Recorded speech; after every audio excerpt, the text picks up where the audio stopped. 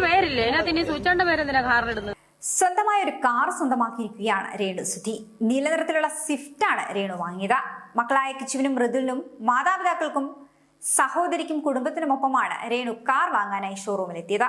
ഇതിനിടെ കൊല്ലം സുധിയുടെ പേരിടുന്നതിനെ കുറിച്ചുള്ള ചോദ്യത്തിന് രേണു നൽകിയ മറുപടിയാണ് വൈറലാകുന്നത്. കാറിനൊരു പേരുണ്ടല്ലോ, സ്വിഫ്റ്റ്. ഇനി അതിന് വേറെ പേരിടേണ്ട ആവശ്യമില്ല. സുധിച്ചേട്ടന്റെ പേര് സുധിച്ചേട്ടനുള്ളതാണ്, അല്ലാതെ കാറിനിടാനുള്ളതല്ല എന്നായിരുന്നു രേണുവിന്റെ പ്രതികരണം. കാറിന് കൊല്ലം സുധിയുടെ പേരിടുന്നുണ്ടോ എന്ന ചോദ്യത്തിനാണ് രേണു ഇത്തരത്തിൽ മറുപടി നൽകിയത്. നിരവധി ആളുകൾ രേണുവിന്റെ ഈ ഒരു മറുപടിക്ക് കൈയടിച്ചെത്തുന്നു. കാർ വാങ്ങിയെങ്കിലും തനിക്ക് വണ്ടി ഓടിക്കാൻ അറിയില്ല എന്നും ഷൂട്ടിങ്ങുകൾക്കും മറ്റുമായി ട്രെയിനിലും ബസ്സിലുമൊക്കെയായി തന്റെ യാത്ര തുടരുമെന്നും രേണു ഓൺലൈൻ മാധ്യമങ്ങളോട് പറയുന്നു. തന്റെ അധ്വാനം കൊണ്ട് വാങ്ങിയ കാറാണിത്, അതുകൊണ്ട് തന്നെ ഒരുപാട് സന്തോഷമുണ്ട്. ഇത് ഇത്ര വലിയ കാര്യമാണോ എന്ന് ചിലർ ചോദിക്കാം.